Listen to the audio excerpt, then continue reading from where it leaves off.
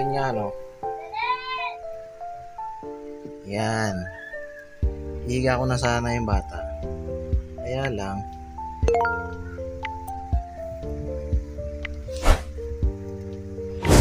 naisip ko yung langgam eh. Ano, mga langgam, Ayan, langgam, Alis dyan, alis. Tingnan mo, kaya kailangan pagka hihiga ang bata kasi gawa ng attracted sila sa sa gatas. Kailangan yung check nyo yung higaan nyo kasi nga galing ma-attract yung mga langgam sa matatamis. So yun lang. Okay ba? Yan na, masayang masaya. Napalitan na namin eh. Uy, masaya ang baby namin, hello ka, hello. Ayan, sige. Sobrang saya mo, malaglag ka dyan.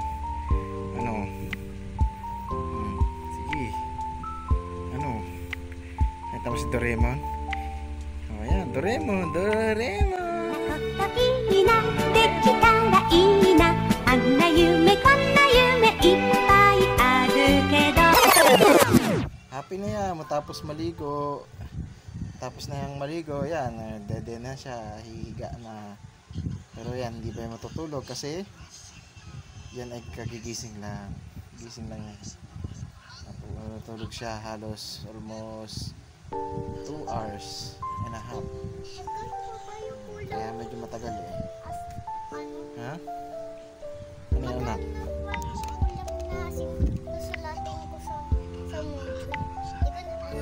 Hindi ko alam. Tanong mo na lang sa mama mamaya. Isa lang yata kasi isang haba ng susulatin. Oo? Hindi ko kaya.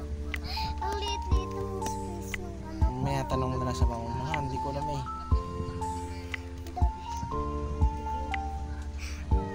Baby nga, wala pang problema.